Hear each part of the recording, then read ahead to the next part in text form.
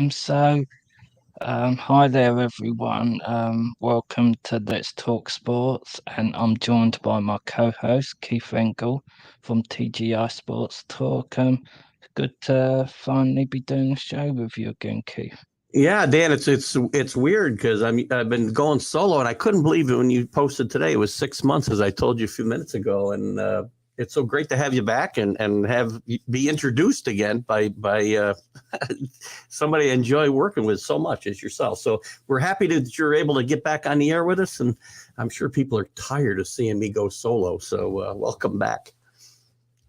Yeah, thanks for that, Keith. I mean, me and you've talked many times, daily by messenger Yeah. and at least weekly. Um, yeah, we've got a lot to talk about, but before we do, I first of all want to say I'm glad you're feeling not 100%, but Well, you're, I'm about shall we 50. say, banged up. I'm about 50, which is about 100% better than yesterday. So we're getting there. It's good to hear it. I'm sure everyone is glad to hear it. And how did your show with Carlos go earlier? Are you serious? Who won? Who lost? Oh, Carlos got the floor cleaned with him today. I mean, he was just, he made my head explode. He had to clean the floor because, my gosh, we talked about the Jets, and we may get into some of that today. Who knows? But, that whether Aaron Rodgers should come here or shouldn't. And I certainly don't want to be a Aaron Rodgers promoter, but he had an interesting opinion. Doesn't want Daniel Jones back with the Giants. Same old Carlos. The Knicks are no good. So he's a perfect New York fan, let me tell you. I was going to say we will definitely get into most of that. And I know I've been getting a lot of good feedback from your newest venture here on TGI Sports Talk and Let's Talk Sports, your one-on-one interview show. Yeah, how was it last week? Did you enjoy being back in the saddle, so to speak? Yeah, it was actually a lot of fun. I hadn't done an interview per se, other than Jim Beringer or guys coming in to talk about whatever the stories of the day are. Just the same people as me, let's say. And I cut my teeth when I started this doing interviews, and then kind of got into the commentary and such. But it was a lot of fun. It was a great first guest that we lined up in Tom Dreesen, who's just a funny guy and a smart guy. And we covered everything from his career and working with Frank Sinatra and movies that he'd done. And we talked about social issues, and we talked about Chicago sports, and we just had, and sports today in general. And we just covered a gambit of stuff, and it was a lot of fun. And Tom had fun and wants to do something again. So that's always a good thing. And we'll try to bring these interviews to the folks, in some kind of consistency. We had a cancellation this week because Jim Kern, who I was going to interview, was laid up himself. So we'll probably double up on interviews maybe next week or the week after, and then have something for everybody at least once a week, hopefully for a while, or as much as we can get them in. We've done a great job, by the way, tracking down these guys that I can't wait to talk to. And Rick always says, he outstanding is too much, Rick, but I do appreciate it. Rick can see how much fun I have doing that. He commented on it when I again my Perth math. He's commenting, I think, on my 50 versus 100% of my health. So, but welcome back, he says as well. So anyway, back to the interviews, Dan. I do appreciate what you've done as far as the legwork, and I know we got some other stuff coming up in the future too. So I'm excited to continue it. Yeah, same here. I'll tell you off air, but we've hooked in another guest as well for you. So we're continuing along on the route of churning them out. So I'm excited to see it. And it's actually, I spoke about this on a few shows recently. Whereas I can't be on air as much. I do like kind of helping put the shows together for people and seeing them grow and make the connections. It's what Let's Talk Sports is all about. Well, you've done a great job with the community in general, and a lot of the guys. Obviously, I've worked with a lot of guys a lot more than I have in the past, and I've really enjoyed, whether it's Tanner or Nick or I don't want to leave anybody out, but Steve. Steve's come on a couple times too. We've had a lot of fun, and they come and participate in my shows, and I try to participate in theirs from time to time, and it's a lot of fun. You've done a great job here, Dan. Yeah, thanks for that. And yeah, if anyone ain't checked it out, one of our newest ventures with my story, I started a game show slash sports quiz show last week in aid of Leukemia UK. And that'll be a weekly thing from now on. Nick Bodkins and Tanner was the first guests, which that was they were perfect too because I was comfortable and reviews were very well received. So I'm excited to sort of get some of these channels as guests, promote what they do, and do some good for the world as well. Yeah, yeah, it's a lot of fun. Good job. Okay. So before we get started, I want to encourage everyone to head over to TGI Sports Talk. So if you like Keith's content, drop him a follow. You can see his Sunday stream of consciousness, all sorts of other things going on at TGI Sports Talk. His vlogs are worth the price of entry as well, which is free for the matter. So, yeah, everyone go support Keith. Subscribe to his channel. The more subs he has, obviously helps with algorithm and so forth. So, yeah, go support him. I know he would appreciate it. Well, thank you for that. No vlog yet today because I just can't get worked up that much, or I'll go into a coughing fit. So I do have a couple things that are eating at me, but we'll have to save it up for next week. Yeah. So if we delve right in, where to start? If we start with the Giants, first of all, we ain't talked since the season ended, not on air anyway. Right. Just from a season point of view, the Giants fans would have bit your hands off for that season. At the beginning, everyone thought of it as a rebuilding year, which it still was, obviously, but they achieved so much, and we'll talk about what that meant for their free agency in a minute. But first of all, hats off to not just the coaching staff, but the new front office as well. And it's always good to see both New York teams do well. So it's nice to see the Giants trending in the right direction. Yeah, I would think most Giant fans would feel that way. The Mad New Yorker's a little different. I mean, apparently, he doesn't think that they've turned this team around, even though they hadn't made the playoffs in, I don't know, a half a dozen years or whatever it might have been, much less win a playoff game. He feels they should have torn everything apart and started all over. So it's interesting. The New York fan is always interesting what they think successful is. But Daniel, listen, this coaching staff did a great job. They made Daniel Jones. Daniel Jones has continued to get better. And we've talked about this in the past. Every single year of his career. And he's again held accountable. He is himself in the fans' eyes for being drafted 6 when he should not have been drafted that high. He didn't pick himself. The Giants picked him that high. If he was a second-round draft pick, fans would be ecstatic with his growth and the fact that he's become the quarterback and the leader that he has on this team. And they've done well to bring him back as well. So good job for the Giants. Yeah, I agree. I mean, it's interesting. They tied him down to a contract, and I know some Giants fans, you would have them believe he's had his worst season because some Giants fans are up and up for that contract. And I said this on one of my posts on Twitter. It's just the price of it's not even the price for an elite quarterback. The Yeah. reality is, it's just the price. And if they didn't pay him, for everyone saying don't pay him, what's your what's your alternative? Who should they go for?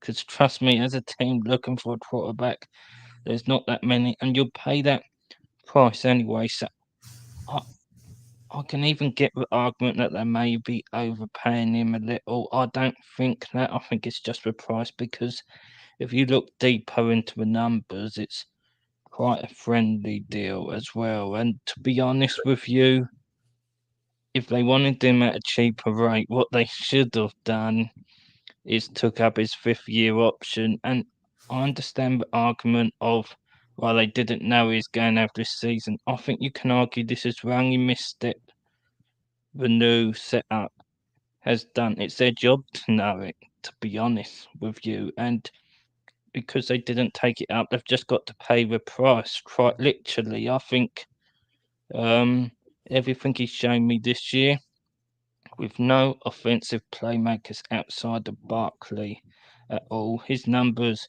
what if they had just not even two elite receivers, just two receivers that are capable of playing on a functional NFL team, his numbers should go up. So in 2 years' time, when the price has ballooned up even more, it may well be a good deal. So let's see what he looks like after a good off season and whoever they recruit. Absolutely. I mean, look at this, the price of doing business in the NFL today, a $40 million, $160 million contract in, and only 80 million of it's guaranteed, number one, Yeah, which is unheard of for, an elite or approaching that status. He's not in the top five. I get that, but he's in the top 12 quarterbacks in the league. I can tell you that right now. And they did well to sign him I think it's a team friendly contract. And the cap hit this year allowed them still to be able to franchise Saquon and keep both of them in the fold. Because letting go of both these guys was not an option. You'd be starting all over. And that made no sense to just throw away the momentum that they built last year. And now a I second year agree. working with Brian Daboll and staff. It's going to be a big deal for Daniel Jones. Yeah, I agree. And also with where they were picking in the first round, what is their option? But only thing what they could have done is move up and essentially use next year's pick, and they're not in a position to do that with the state of the rest of their team. So Right. I Right. think it's a decent deal, to be honest with you. And look, I think he's showing a lot of leadership. He might not be your token leader, but with what they've slung at him and he's had to put up with, and he's done it in class. If you then add to that, he's had people laughing in his face, whether it's Baker Mayfield Yeah. or other people. Well, who's laughing now because he's got $160 contract? So I'm willing him to win, to be honest with you. If I was a Giant fan, I'd be very excited about where this team is heading. Yeah, I agree. And I also like that they um franchise Barkley. He's a big part of that. I will say this: if I was them, I would. I think that offense will tick in the running game. So not necessarily, obviously, the first round, but they need to use a second or third rounder on some sort of young um, running back what can take the load off Saquon, because whether he's here just for the season or in the long term, he needs a complementary piece to take the load off him and also the load off Daniel Jones. Yeah. Listen, they're good.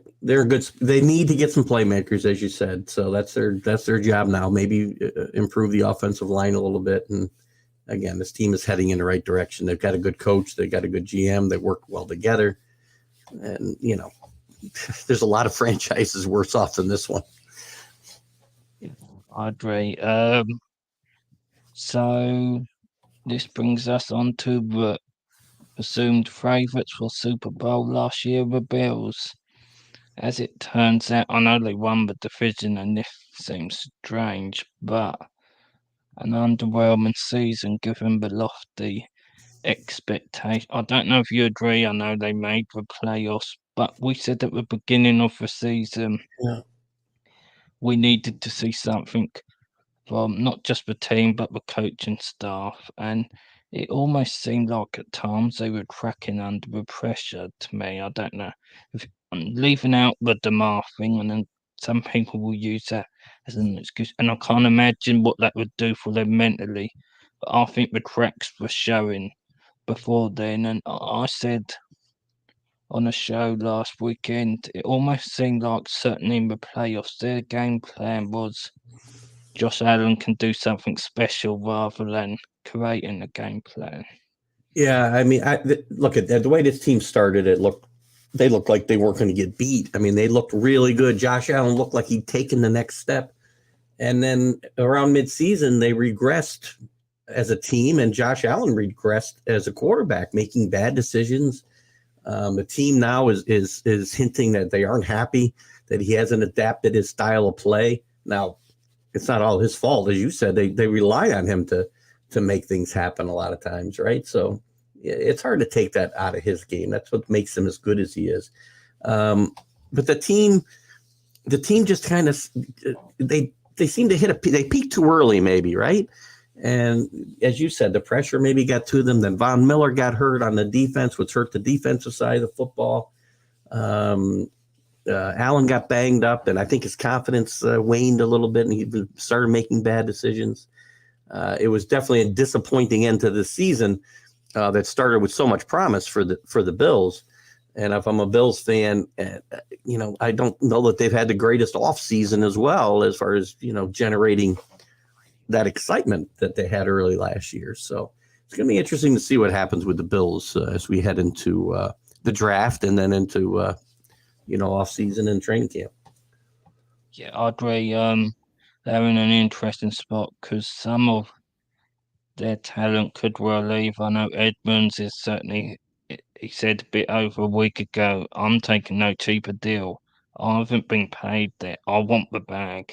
And they're already paying Matt Milano. So, and whereas he's not Von Miller, he's a vital cog to that defense. Yeah, So, can you replace him in the draft? Yes. But if you replacing one of your stars before you start, then that's just to stay the same. That's not to get any better. So we said this last year. You can't keep them all. So now this front office is going to have to earn its money. yeah, and it's hard to replace leaders in the locker room as well, which Von Miller is. And real quick, we'll get Italy Jet. Don't go away. We'll jump on this comment here in a little while. I'm sure. I just want to make sure that he didn't go away while we're talking about the Bills. Replacing leaders is as important as replacing really good players. And Von Miller is a leader on that defensive side of the ball, and you saw that what they were lacking in leadership on that side of the football. I think that second half of the season, or at least the later half of the season when he did get hurt. So you don't just pick those guys up out of thin air. So the Buffalo's got some proving to do, I think, here come the new year. Yeah, I agree. Um, so yeah, I guess that brings us to the comment. Well, Keith brings it up. Italy Jets, one of my surprise Jets contributors. He has his own channel. Obviously Jets related. He's been helping out with some of the soccer content. So everyone check out his great content. You'll see him all over Let's Talk Sports as well. And there's a few little shows in the works what I'm working on with him, planning some extra content for him. So Italy Jet says Rogers, Jets or Batar. Writing is on the wall from the GM. Yes, so if anyone ain't seen this, the Green Bay Packers said in an interview today something. He was asked the question, can he see a scenario where Rodgers comes back? And he said a couple of times in the same sentence, well, that wouldn't be part of our plan. He's a great player, but yeah, we'd have some thinking to do, or words to that Yeah, effect. I think me and Keith spoke about this last year. As soon as you drafted Jordan Love, the writing's on the wall, and I could be wrong. I think they just want out of the Rodgers drama, I personally think. So it's going to be interesting. Um, we may as well move on to the Jets now, and this is one of the subjects.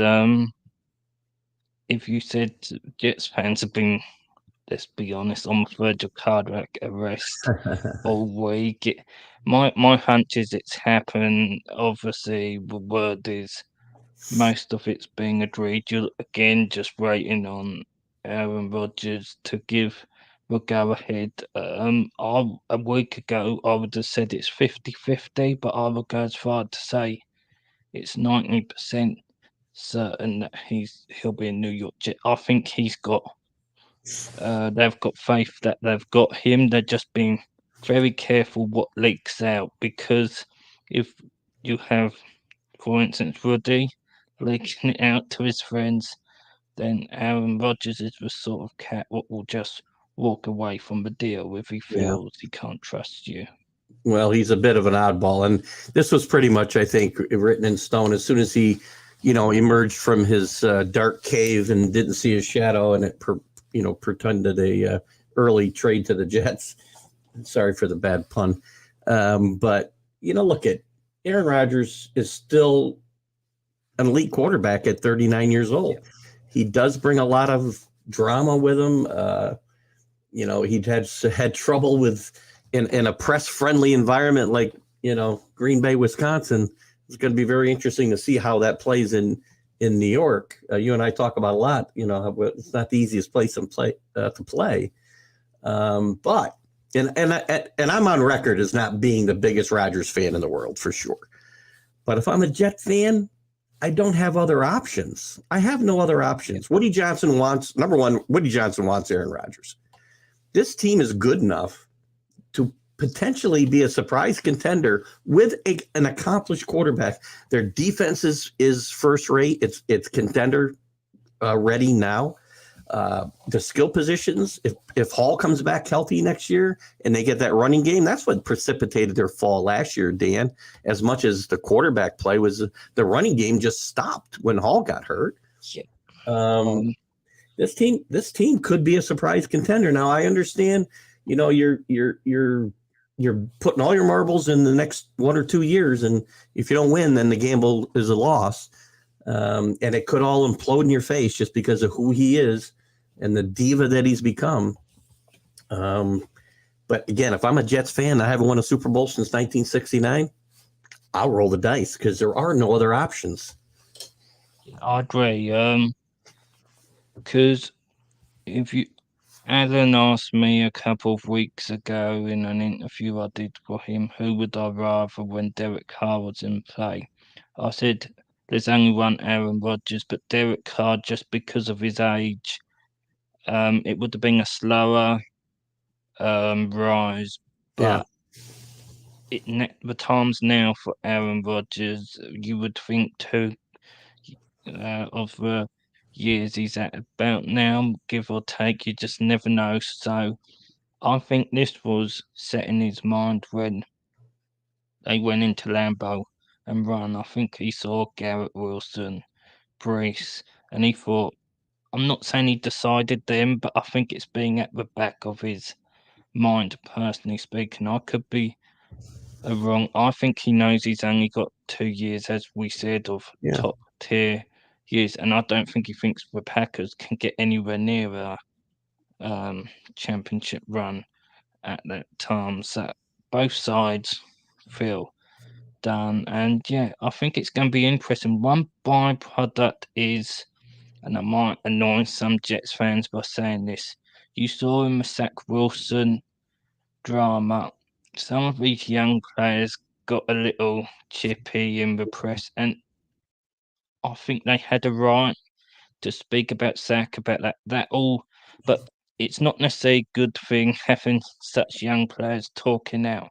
That ends with Aaron Rodgers. If any of them talk out like that, there's no mistake who the alpha in the room is. So whereas the play will go up, but I also think he'll whip them into shape a little bit more from the nuances, not like even just from a playing point of view, just move them into the sort of being a pros pro in attitude, if you will. Yeah, it's going to be an interesting mix. It's how he fits is anybody's guess, right? But again, for where the Jets are, right? The Jets, look at it. You as a Jet fan probably should see this, and I'm sure you do. I'm surprised at some of the Jet fans that don't. This team is a quarterback away from contending right now. They were quarterback away from contending last year. Their defense I is playoff worthy, I and agree. this is worth a They shot. would have got him would quarter. They would bring in the playoffs if they had below average quarterback play. They didn't even need a good quarterback. They needed a below average quarterback. So Aaron Rodgers, your expectations go through the roof. Yeah.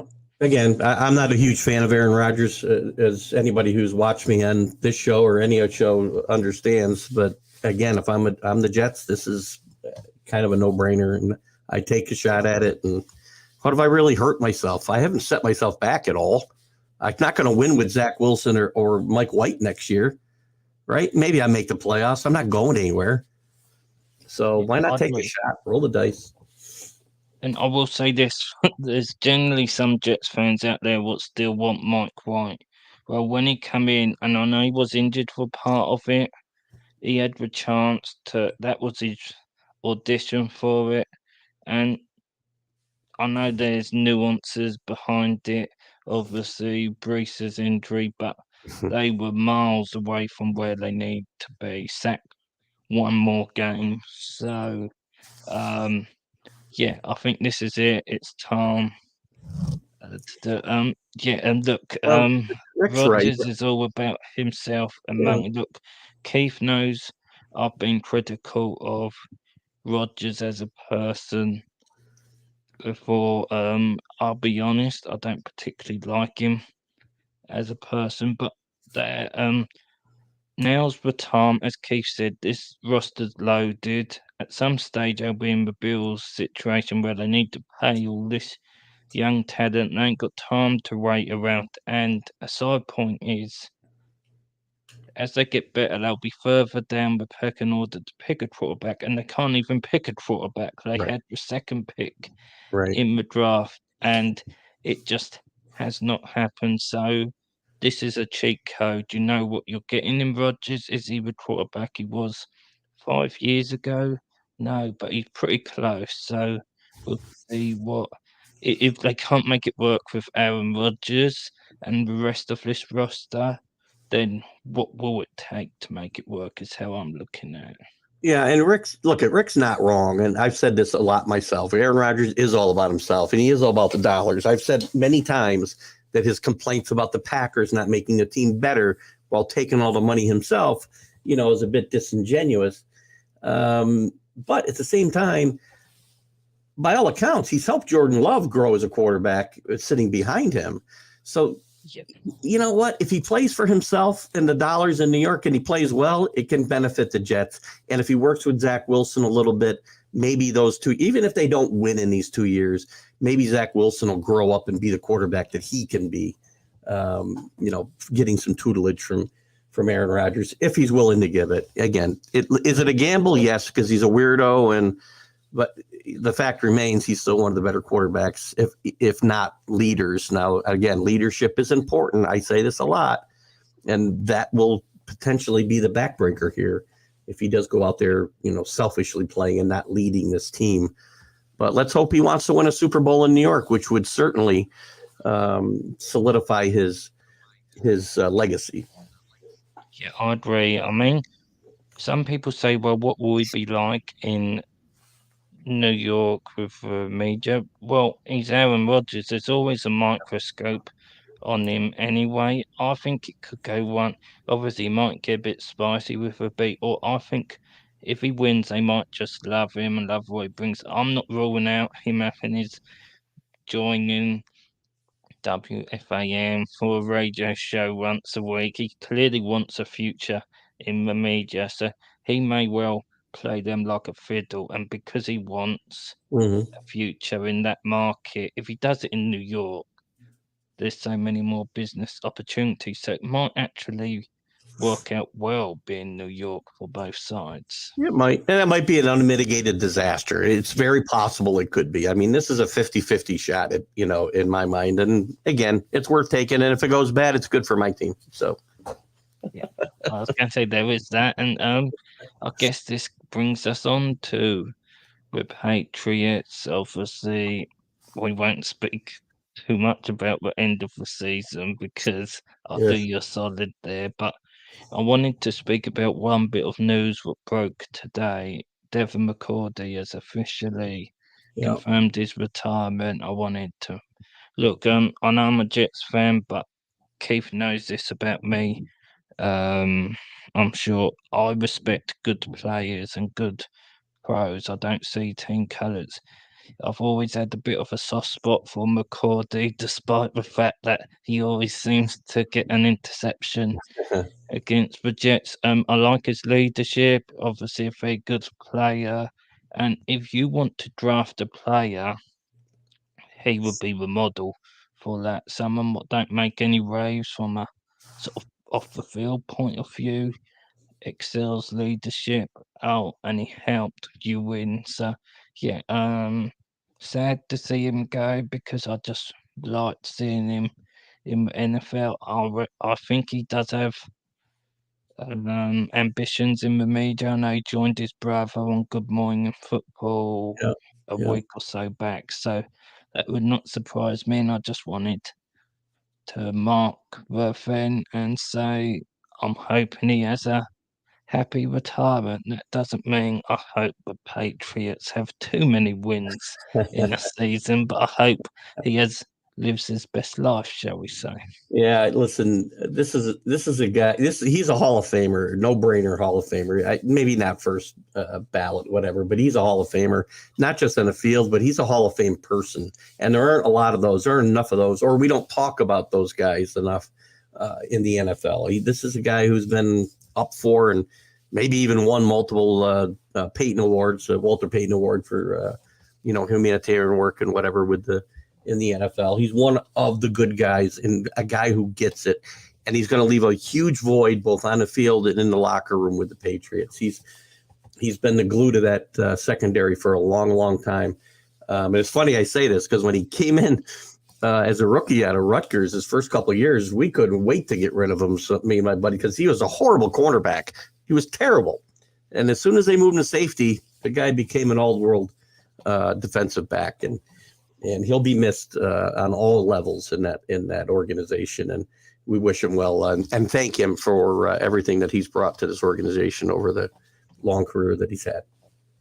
Yeah, I agree. If there's a model for Bill Belichick guy, he is that. To be honest with you, Agreed. so you've finally got an OC who actually knows the position or has the title of that. Look, I know Bill O'Brien gets a bit of slack given how the Texans finish, but Bill O'Brien, the GM, a big no for me. But I think he'll fit the role well. He's worked with Max Jones before.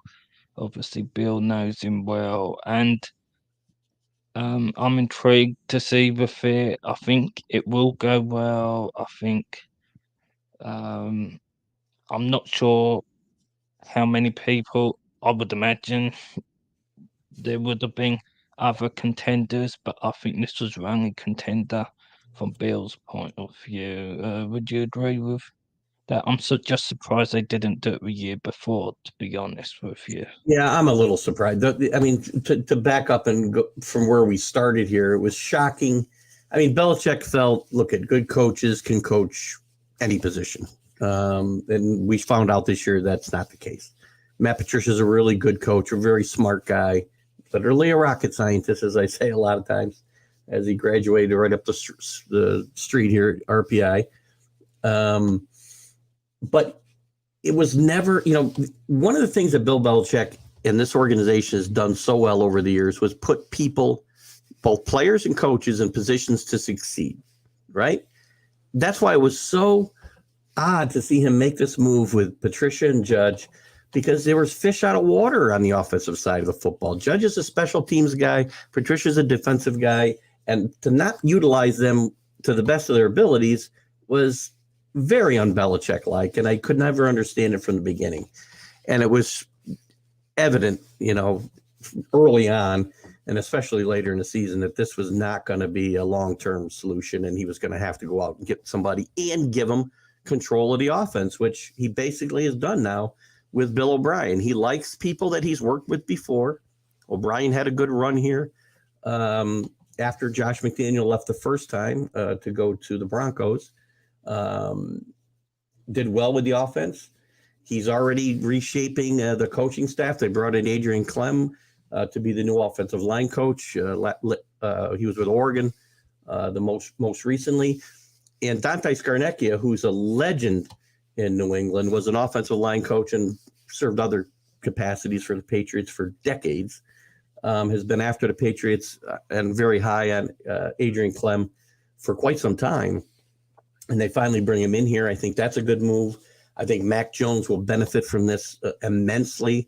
And there'll be somebody for him to actually, you look at people got on Mac Jones for coming off the field yelling at coaches last year, but that kind of fire and frustration I like to see in my quarterback. If he just came off there like Eli Manning with no emotion, I'd be kind of worried about him. I'm not worried about him because he cares, and I know he'll work hard and he'll get better under Bill O'Brien. And I'm really excited about the fact that the Patriots offense will be so much different come next year. Yeah, I will say this. They need a good draft, and it seems like Bill will be in control again. So we'll see. I'm sure we'll dig deeper into that down the road. Moving to baseball, Keith. Real quick. Not New York related, but I don't want to ignore Rick. I'm sorry. He's talking about the Vikings moving on from Kendrick and Thielen, two players that gave them everything they had on the field and in the community. So we'll give them a little shout out, even though they're not New York related. Just my quick thoughts is Kendrick was a functional player, but I think that was a cap number. Thielen again was, but I also something more so last year, but even the year before, something was off with Thielen. He wasn't the player he once was, and unfortunately, he couldn't afford to age too much because he wasn't that fast to begin with. Yeah. We've got new coaching staff as well, so I think they just want to bring their own guys in and change the offense up. I don't think he fits the scheme. They want to do too much. They'll both land on their feet somewhere. Yeah, I agree. So the New York Yankees, it seems like every time I turn around, they lose a starting pitcher. So I can only imagine what you're like about the news about Carlos Rodon. Well, I know you've monitored the show while I've been on solo pilot here, and more than one show I've gone off about the fact that I was not happy with the Carlos Rodon signing. Because as good as he was the last couple of years in San Francisco, the majority of his career, he's been injury prone and inconsistent. And this was just a matter of time before something happened. I didn't know that it would happen 2 weeks into spring training, but already he's going to miss time at the beginning of the year. And it doesn't matter. The Yankees are just snake bit with pitchers. Anybody you bring in here in a trade, except for Garrett Cole recently, they all get hurt. And, everybody was talking about this great starting staff with the Yankees, and I tried to put the brakes on it without being a killjoy that, this guy was injury issue. Severino's, a candidate to get hurt at any time.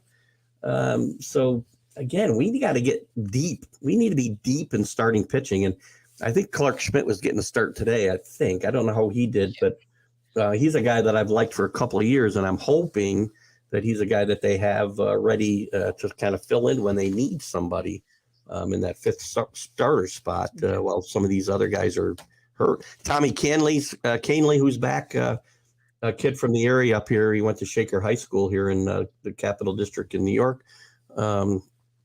He's already hurt as well. Bader got hurt already today or this week, so it's already starting. And on top of that, we got to look at Aaron Hicks and Josh Donaldson again on the left side of the field to start the season, probably anyway. Yeah.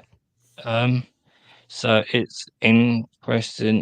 They better hope these young prospects in the pitch and stuff are what they've been pinning their hopes on because they're gonna have to be. It's Yeah, interesting given how the season ended. I know it was rough the first couple of weeks of off season.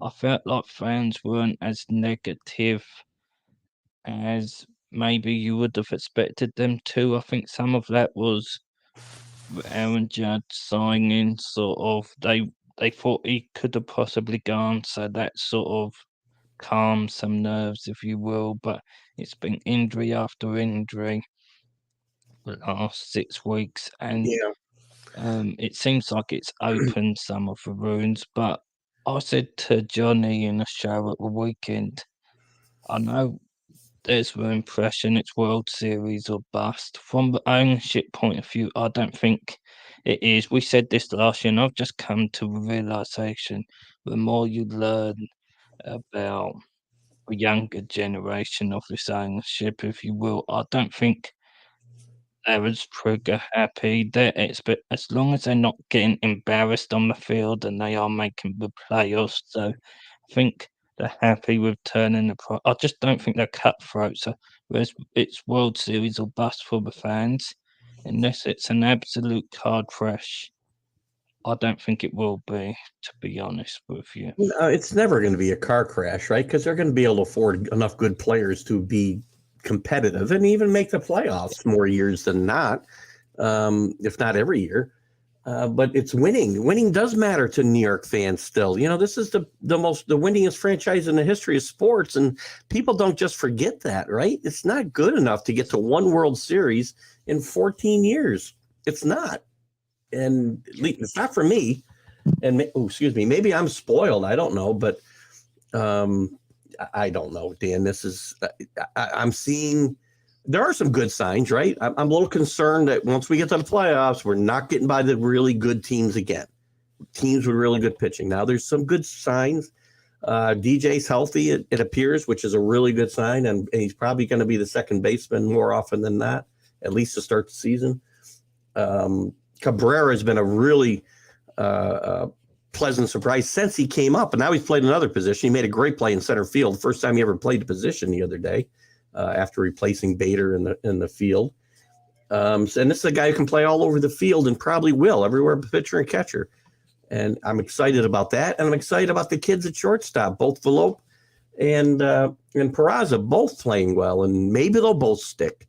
There's a chance. I mean, there's always a chance they'll send one of both of them out to get a little more seasoning, or to save their service time, which is, certainly something that Major League Baseball teams take advantage of these days. But there's some good news.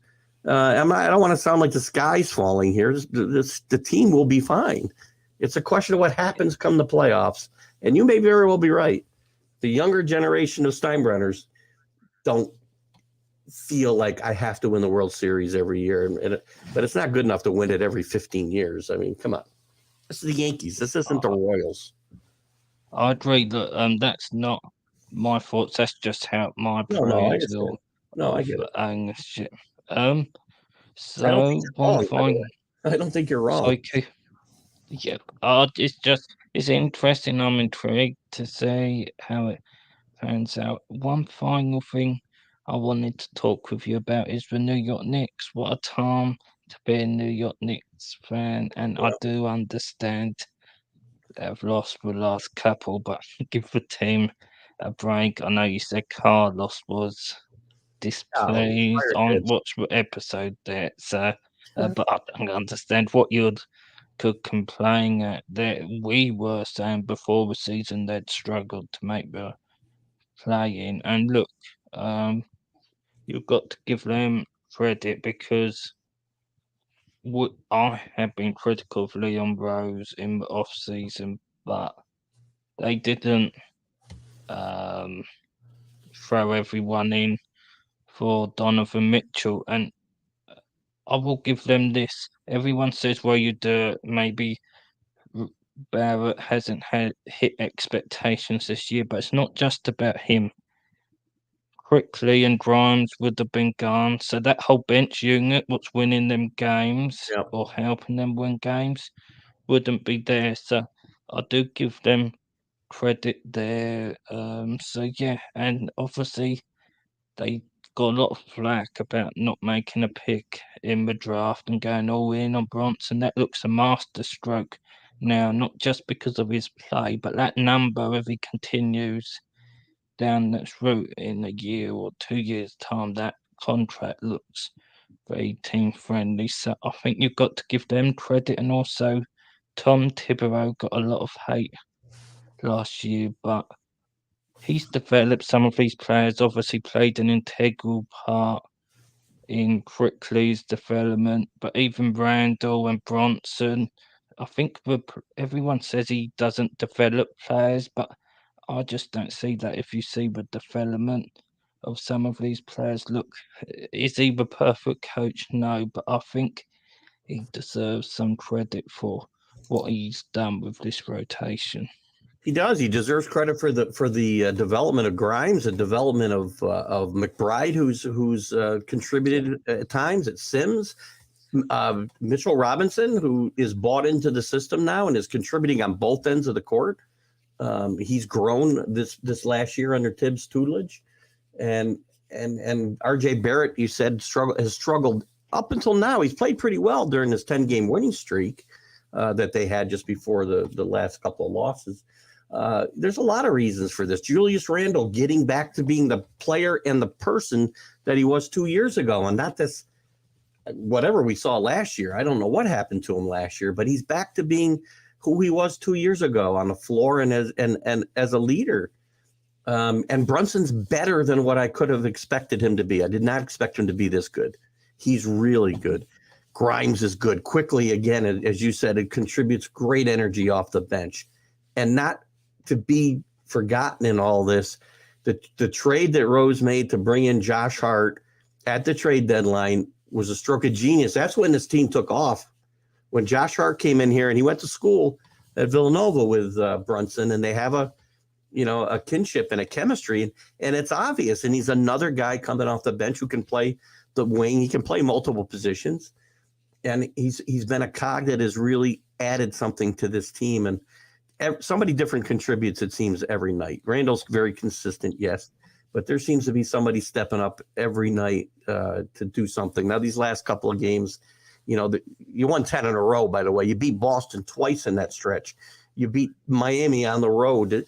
So you're going to have a downer. They had a stinker against, who was it? I don't remember. Was it New Orleans or Charlotte? I don't remember the first game back. They lost. Charlotte. Charlotte, right. But to lose in Sacramento, they're on a tough road trip right now. Sacramento's got a really good team. They were down 20 points and came back and nearly pulled that game out the other night. So that's not an awful loss. I think we're going to learn a lot about this team in the next week or so, Dan, as they finish this road trip. They play both LA teams. They play Portland. They come home and play Denver.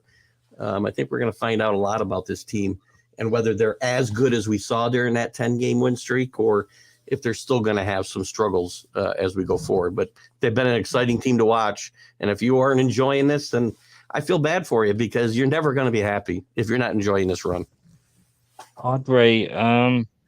Just a couple of things before we wrap up. Josh Hart, they got a lot of criticism when they made a trade. The draft pick. You're not. I don't believe you'll get a better player than him in the No draft. But it's way. not even just about that. They ain't got time to take the 2 years it took for Crickley to fully develop. So Right. it's not even just about. Look, I trust them that they can find nuggets in the draft, because they haven't really missed on anyone. Maybe Topping, but he's still a functional NBA player. He just isn't what you'd want when you're picking that high. But they haven't really missed on anyone, but it's the development time. And he was sort of the final piece, because without him, that was a mighty short rotation. So there's more flexibility. They can shift things about Yeah. him and quickly. just they can keep things ticking over while you're giving players You a know, breather. So yeah, another misnomer, Dan, is that this team isn't deep. There's 9 guys averaging 20 minutes a game on this team, I think, and yeah, they're all contributing. I mean, they're all playing well, or at least play well enough of the time. So they are deep, and they can withstand, an injury here. Be able to rest some guys once we get deeper yeah, into their season. And this team, look at the ceiling for this team. I don't know what it is yet. I don't know that they're ready to compete for the Eastern Conference title, but finishing the top 4 in the conference certainly is within reach of this team. yeah.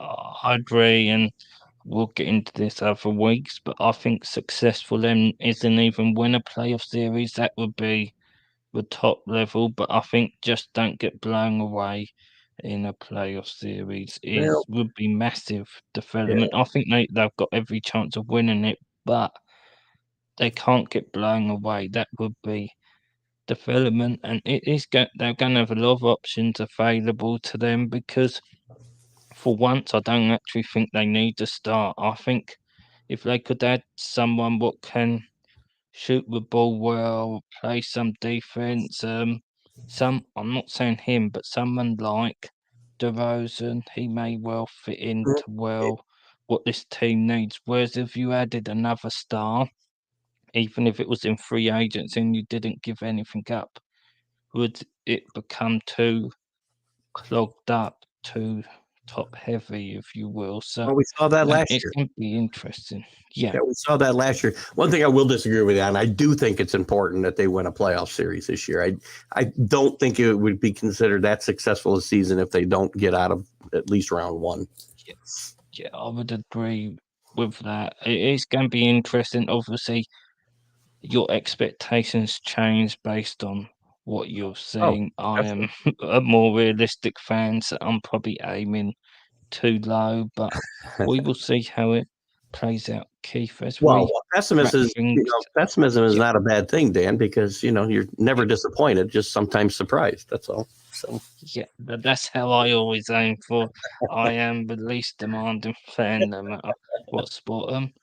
Keith, what have you got going? Have you got Sunday stream of consciousness? Are you taking the weekend easy? no, I'm going to do my Sunday stream of conscience. Too much going on in the world of college basketball and baseball, and the World Baseball Classics going on, which I am heavily invested in. I really like this tournament.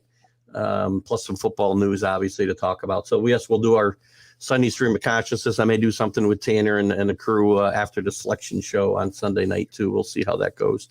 And then we got our college football huddle next week in the Are You Serious show, and then a couple of interviews coming up next week, which will air. You and I will talk about when they'll air, but we'll have Jim Kern and Kermit Washington, former NBA players, speaking of the NBA, coming up very soon. Yeah, yeah, I'm very excited. Yeah, so it should be a good weekend. Everyone, check it out, and I just want to thank you for doing the show today. It's great to be back talking sports with you. Great being back with you, Dan. It feels like old times. I love it. Thank you. Yeah, And with that, I guess we'll say goodnight and we'll wrap it up, guys. So have a great weekend and enjoy. I forgot I had the keys to the truck here. So have a great time, guys.